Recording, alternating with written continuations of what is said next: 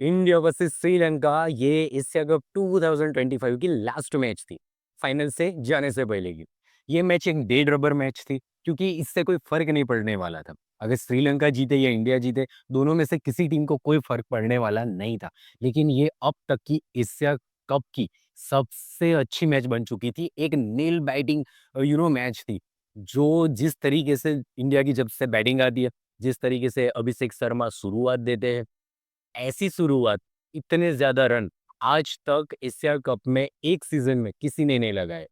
Already 300 run cross कर चुके हैं अभिषेक शर्मा। विराट कोहली 2023 वर्ल्ड कप में 319 रन थे उनके एक सीज़न में। जो टी20 में सबसे ज़्यादा एक सीज़न में किसके रन हो, वो खिताब विराट कोहली के नाम था। एशिया कप में 300 रन बना के अभिषेक शर्मा सेकंड पोजीशन पे आ चुके हैं और एक मैच बाकी है जो कि फाइनल है। उसमें अगर 20-30 रन बना देते, 20 रन बना दिए, तो समझो कि अभिषेक शर्मा विराट कोहली को भी पास कर जाएँगे। सिंगल सीज़न में सबसे ज़्यादा टी20 फॉर्मेट में रन बनाने वाले प्लेयर वो बन जाएँगे। अभिषेक शर्मा की शुरुआत ऐसी थी, हालाँकि शुभमन गिल जल्दी आउट हो चुके थे, लेकिन इतना उसका हिस्सा अभिषेक शर्मा ने होने नहीं दिया। सूर्य कुमार यादव, थोड़ा उनके काबिलियत इतनी है ना कि हम उनके रेज़ेंट परफ़ॉर्मेंस के ऊपर कभी डाउट नहीं करते। लेकिन थोड़ा-सा क्वेश्चन मार्क करने की ज़रूरत है, उनको अपनी बैटिंग में थोड़ा देखने की ज़रूरत है। प्लेयर इतना लाजवाब है कि अगर 1 सीज़न पूरा या 2 सीज़न भी पूरे खराब रहते हैं, तो हम ये नहीं कह सकते कि ये प्लेयर टीम में डिज़र्व नहीं करता। He is the AB Villiers के बाद अगर हमें किसी को देखने में इतनी मज़ा आती हो, जो 360 प्लेयर हो, तो वही हमारे सूर्य कुमार यादव है। तो उनकी लेकिन कुछ एक पारी को अगर छोड़ दें, तो सूर्य कुमार यादव का बल्ला इतना चला नहीं है। तिलक वर्मा, वो जब-जब उनको चांस मिला है, उन्होंने साबित किया हुआ है कि मैं डिज़र्व करता हूँ, मैं वो चौथा, 5वां प्लेस डिज़र्व करता हूँ। मैं 3rd प्लेस भी डिज़र्व करता हूँ बैटिंग के लिए, लेकिन अगर मुझे 4th पे भी भेजो, तो मैं उसको न्याय दूँगा। मैं वहाँ पे टिकूँगा, मेरा जो रोल है, उसको मैं अदा करूँगा। तो तिलक वर्मा ने अपने बैटिंग से ये दिखाया कि मैं इतना स्टेबल बैट्समैन हूँ। उसी तरह वो सेम कैटेगरी में संजू सैमसन की भी बात करेंगे। संजू सैमसन को भी जब-जब मौका मिला है, तो उन्होंने परफ़ॉर्म करके दिखाया हुआ है। वो चिल्ला-चिल्ला के ये कह रहे हैं कि मैं 8वाँ या 9वाँ बैट्समैन नहीं हूँ, मैं आईपीएल में ओपनिंग करता हूँ। तो मेरी कैटेगरी वो ओपनर वाली है, या फिर मुझे अगर पीछे भेजना ही है, तो अगर तिलक वर्मा को 4th भेज रहे हो, मुझे 5 नंबर पे भेज दीजिए। तो संजू सैमसन ना वहाँ पे डिज़र्व करते हैं। वो सारा कुछ मिलाकर इंडिया ने 202 रन बना दिए थे। हालाँकि जब श्रीलंका की बैटिंग आई, पथुम निशंका, मेरी बात आप नोट कर लीजिए, जब ये आईपीएल ऑक्शन होगा ना, पथुम निशंका को बिड किया जाएगा और उनके पीछे टीम्स जाएगी, क्योंकि उनके अंदर वो एक यंग बच्चा और इतनी काबिलियत है पथुम निशंका की, जिस तरीके से वो स्पिनर और फास्टर दोनों को जिस तरीके से डोमिनेट करते हैं, लिटरली उनके अंदर वो काबिलियत है। ये बच्चा आगे जाने वाला है और हम देखेंगे कि आने वाली ये सीज़न में आईपीएल में हम पथुम निशंका को देखें कि वो आईपीएल खेल रहा हो। और पथुम निशंका ने 107 रन बना दिए। उनके टी20 करियर की ये फर्स्ट सेंचुरी थी और वो किस टीम के सामने आई? वर्ल्ड चैंपियन इंडियन क्रिकेट के सामने आई, ओके? इंडियन टीम के सामने आई। तो ये जो प्लेयर है वो ये ऐसा निखर के आया है कि वो बताता है कि मैं किस काबिलियत का बैट्समैन हूँ, मैं क्या कर सकता हूँ, मेरी काबिलियत क्या है, मेरे यो बकेट में कितने शॉट्स हैं, वो ये प्लेयर दिखाता है। हालाँकि कुशाल मेंडिस 0 पे आउट हो चुके थे। स्टार्टिंग में ऐसा लगा कि श्रीलंका वो ही ना चौक कर जाएगा। लेकिन पथुम निशंका के साथ कुशाल पेरेरा ने इतनी अच्छी बल्लेबाज़ी करी है, वो उन्होंने ऐसे एक भी ओवर गए ही नहीं है कि इन दोनों बैट्समैन ने मिलके कभी भी जो रिक्वायर्ड रन रेट थी, उसको नीचे जाने दिया। एक्चुअली उन्होंने तो पार स्कोर किया है हर बार, वो आगे ही चल रहे थे। तो और थोड़े बहुत रन 11 बॉल में 22 या ऐसा रन सनाका ने भी बनाया। तो वैसे करके श्रीलंका की जो गद्दी थी, वो चलते-चलते 202 रन पे आके ही रुक जाती है। सेम स्कोर जो इंडियन टीम का भी था, जो हमारा था। तो अब मैच टाई हो गई। अब जब टाई मैच हुई ना तो सुपर ओवर आई। एक्चुअली सुपर ओवर में भी एक ना बड़ा-सा अच्छा-सा हमें अलग तरीके का एंटरटेनमेंट देखने को मिला था। हालाँकि 2 बॉल में सिर्फ़ 1 रन था, फिर एक वाइड आया, उसके चलते 2 रन बने थे श्रीलंका के।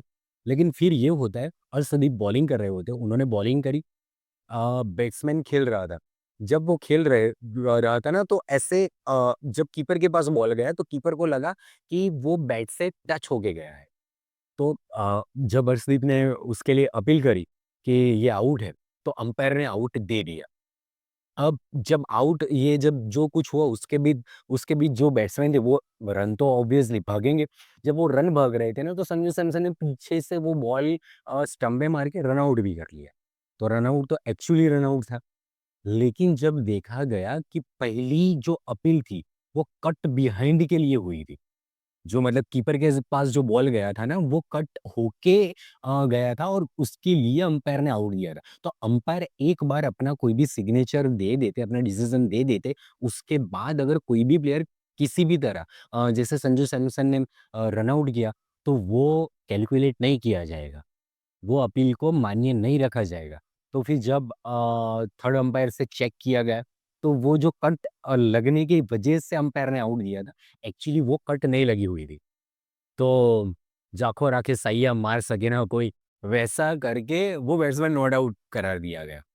तो हालाँकि ये हुआ कि उसके दूसरे ही बॉल पे विकेट गिर जाती है, और श्रीलंका की पारी जो सुपर ओवर में थी, वो सिर्फ़ 2 रन पे खत्म हो जाती है।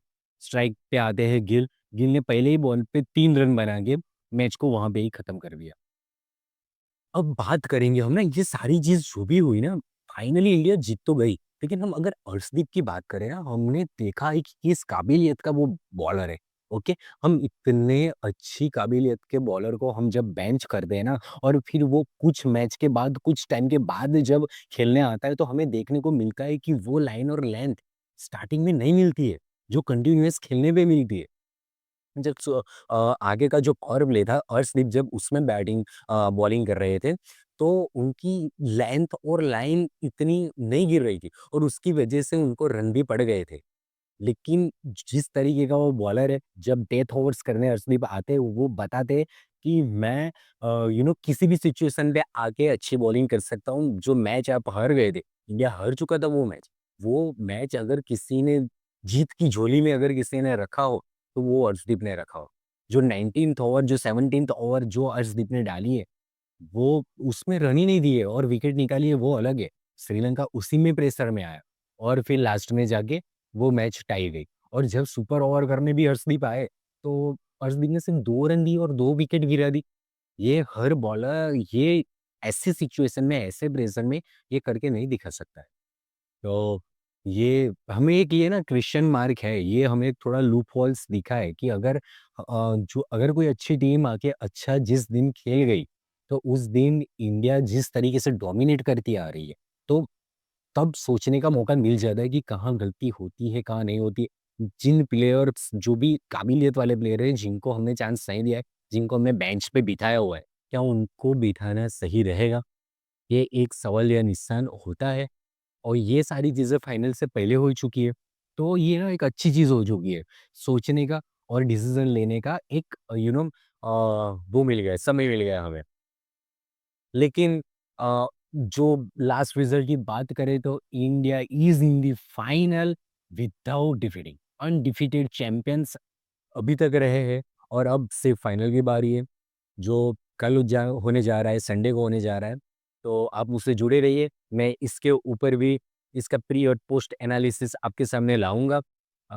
और सारी ये न्यूज़ जानने के लिए, ये अच्छी बातें जानने के लिए, जो भी इंटरेस्टिंग चीज़ें होती है क्रिकेट लेवल पे, वो मैं आप तक लाता रहूँगा।